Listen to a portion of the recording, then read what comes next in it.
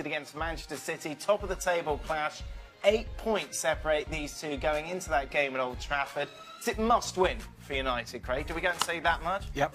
Yeah? Absolutely. Yeah, 8 points. I mean, all right, a draw keeps it where it is, clearly, but that's still a huge gap to peg back. And if you are going to do it, and City don't look like dropping points against any other teams, although they've had a couple of tighter games recently, I think it's going to shake itself off. I've been not quite at the best those teams have been sitting in. So, yeah, at home, at Old Trafford, you've got to get it done. Do you agree, boys? This is a must-win for United? At home, yes, without question.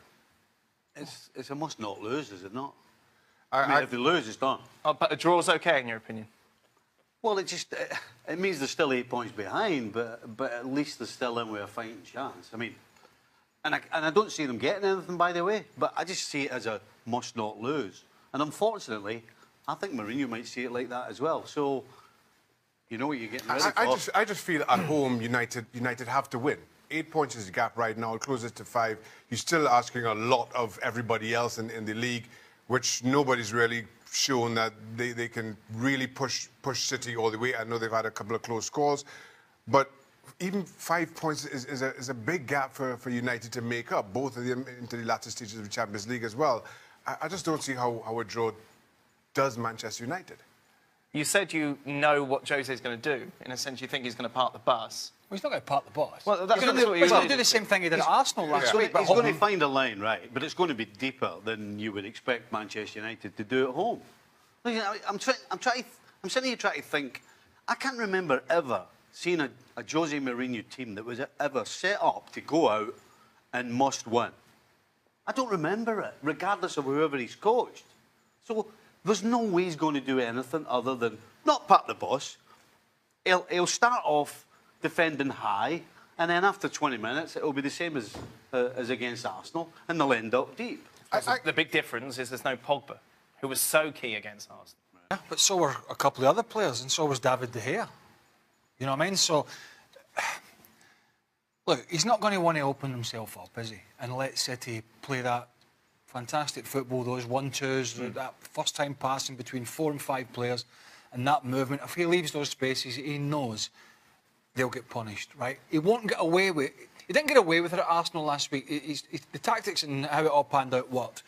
But he won't get away with City having as much good possession in the final third and opportunities and expecting David De Gea, as good as he is, Shaq, just to have another game like... Sure. I mean, he might have another game like that, but the chances are they're probably going to be more clinical than that. You give City 33 shots and score more than one goal. Yeah, I think if you give Aguero and Jesus and De Bruyne and Silva, who we hear is fine, if you give them that, maybe Sterling, who's in good form, they ain't going to be as profligate as Arsenal were. But what we've seen from City over recent weeks is, against lesser opposition, frustrated to the latter stages of the game, to the last few minutes of the game. Now, United can probably feel, well, we can set up a better defensive wall, a better boss than everybody else in the league, and maybe that's the way we get something out of City. At the same time, I really thought, I was very impressed with United and the high-pressing game, albeit to start with against Arsenal. But you get two-goal lead, understandably, you start dropping a little bit deeper.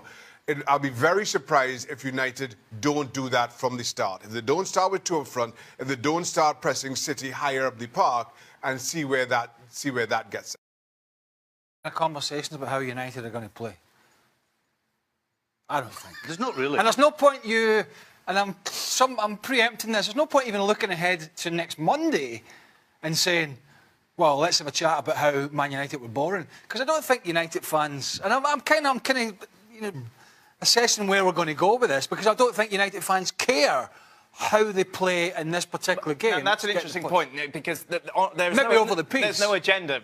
There was no way I was trying to lead this conversation, but you say that the fact that United fans don't care. On this, you don't think they care. You think United could get away with parking the bus because it's... I think there's no expectation of a certain style because it's United at Old Trafford. I think over a longer term, probably, yeah.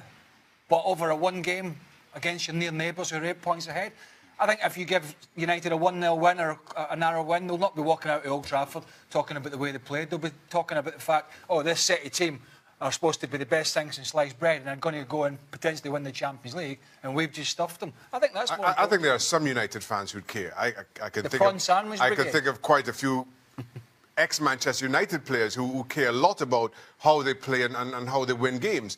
But there's a new breed of fan now whose only focuses on how many points they get, and it doesn't really matter how they get them, which is not the United I know, not the United I played. I saw Liverpool go to... I saw United go to Liverpool with Fergie years ago, and some of the games get battered. Right? And hardly got over the halfway line. But because Ferguson played an expansive game generally a lot of times, he wasn't sort of criticised for that. But I didn't hear anybody coming out then saying, well, that was just, you know, we got a result at United, but it's not acceptable the way we play. Because they've done it before. I think part of his problem is going to be, if they lose this game by doing the usual Mourinho, that's the first thing that people are going to say, particularly the fans. You know, if Manchester United win this game, you won't hear one fan complaining about how they went about it. And I think that's the thing, and in the comparison to the say, Alex Ferguson days. If United have a bad day, or if they had a bad game and you find yourselves under the caution, you lose a game, you don't get criticised for that. But if this is how you play, 9 times out of 10, sit deep, defend, and hope to catch somebody on the break in the 85th minute, then at some point everybody's going to turn and start to criticise, and I think rightly so. The problem that United have is they're not playing against the back line that Arsenal had, who, when United win the ball 60 yards from goal, can go 60 yards and just walk through. Right. Because Manchester City haven't been like that this year. They've been solid defensively. And if you're going to sit in the edge of your box, or 30 yards from the edge of your box, if you're Man United, you've still got a long way to go before you score, and you've still got a tougher job against City than you will have against any other defence in the Premier League. There's a lot of things you can mask with a result, right? Yeah, sure. But, you know, and you can mask it. You know, you can mask 26% possession and you can mask stats if you get a result, right? But as Stevie pointed out, when you play like that and things go against you, particularly against your biggest rivals and your neighbours and your nemesis in the other technical area, by the way, who clearly there's an edge between them, then that's when you get opened up. So and when people say, well, it's not just about results, absolute nonsense. It is. Guardiola has said that David Silva is a doubt for the Manchester derby this weekend, but Jose Mourinho isn't buying it. Craig Burley is here with me. Craig, Mourinho says Guardiola's just playing mind games. Funny that's coming from a certain Jose Mourinho, but I mean, who doesn't these days? Did this ever happen in your day? I was thinking about that this morning. Not for a long time, I have to say, but I can't. Yeah, I mean, I think it's always gone on. Manager mind games. I mean, what difference does it make? Because United are not setting the whole team up for David Silva. As good a player as he is, right? They're setting the team up to win a game, not necessarily for one player, right? He's got more problems because he's got to worry about what he's going to do without Paul Pogba. And David Silva looked pretty all right at that end of the West Ham game. To me, I can't remember if anything happened right at the end, but when he scored that goal, he looked okay. So, you know, I don't see any reason for Pep to start lying about players. I mean, if anything, they'd probably say Kevin De Bruyne is struggling, you know, and Fernandinho's struggling, and the goalkeeper's struggling. So, I'm not sure that's the case. It will have absolutely no bearing whatsoever in the game. But in terms of manager mind games on hold, like you said, they do go on. And of course, if you were a manager, would you let these things affect you? Is it a tactic that actually does work? No. And it's nonsense, but managers are paranoid. But it gets under some managers' managers skins. are paranoid, and I know that for a fact because I've worked with so many, and about team sheets. Team sheets are like the crown jewels, where they keep them close. Don't let them know, as if he's going to make a difference, because, you know, they're not going to pick a team. He's going to pick his team, and the blue half's going to pick one, and the red half's going to pick one. And when the team sheets come in, an hour before, around about, when you get them and the manager gets them, and you swap them over, he's not going to say, Mourinho this. I don't think he's going to say, I would have picked a different team if I'd known that was happening. I mean, it might happen now and again, but it's not going to happen at the weekend. All right. Question, Ronald Carman, do you think Jesse Lingard can be a threat to the City defence as well? Well, Jesse Lingard has been United's revelation for the last 2 games against Watford, against Arsenal. His pace, his energy. I think because he's a local lad as well, that obviously helps. You know, he's played in derbys before. I think Lingard can be a threat, and he could be underestimated by City. Second question from Basilati: when will Mourinho get criticised for not playing his players enough? Well, Luke Shaw's an obvious player that hasn't played very often for Mourinho this season. But the results suggest that Mourinho's right. You know, United are second in the table, and but for Man City's fantastic start, people will be saying that he's done a great job, so you can't really complain at his selection.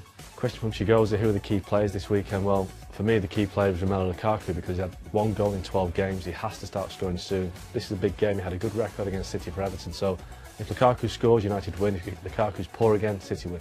Question from Kake, is there a battle that United need to neutralise a certain player they need to neutralise in the game? City have got so many players, Leroy Sané, David Silva, Kevin De Bruyne, Gabriel Jesus, Sergio Aguero. There's too many players. You just have to defend as a team rather than one man-to-man.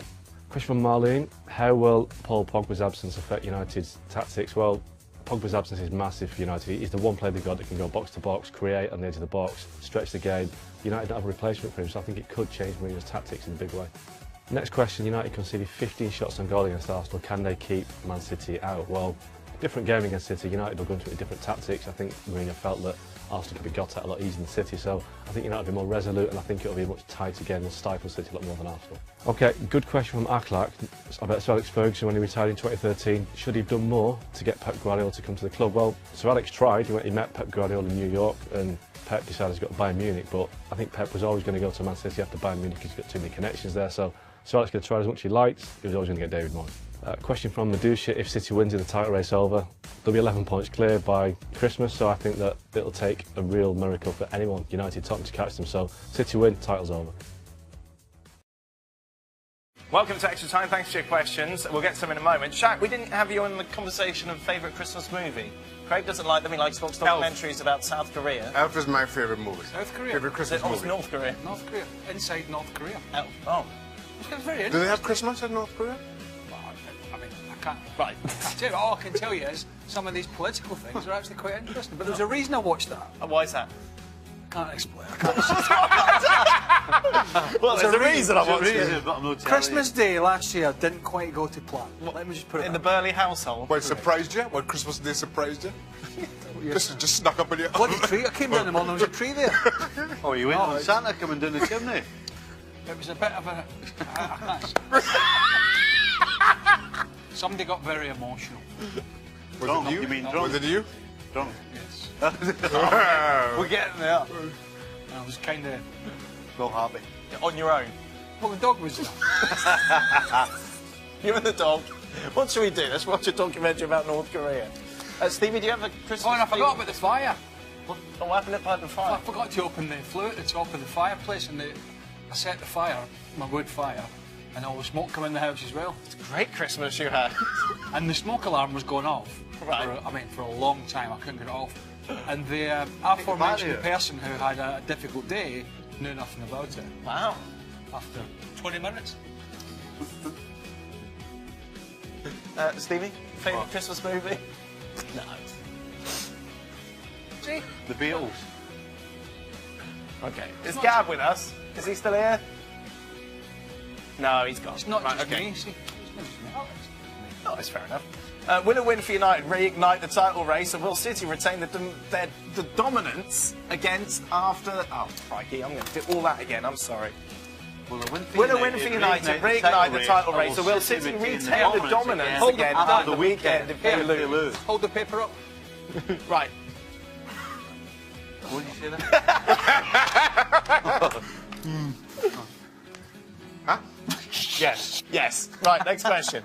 If you were Aubameyang, how much money would it take for you to join a club as desperate as Everton? Aubameyang's pretty desperate as well, isn't he? He's not joining Everton anyway. Why not? Heard that. Why was he? Right. Borussia Dortmund aren't exactly top of the tree right now. No. But I tell you what, they're miles ahead of Everton. So why is he going to leave Dortmund to go to Everton? Are you telling me Everton are going to give him more money? Of course, than at Dortmund. Definitely. Anyway, forget that. Okay. Aubameyang's going to look to go to some nights in the Champions League. Straight away, that rules Everton out. Right. But if he's going to move in sorry. if he's going to move in January, Listen, he's not moving to Everton. all right. Just don't kid yourself. All right. Craig, do you have an opinion on this? No. Should Spurs try to get back Bale, and should Bale consider a return? No. No. I think Bale would go to Man United. Probably. It's all about the ESPN FC Top 100. Gab Marcotti is joining me as we look at the top 10 forwards.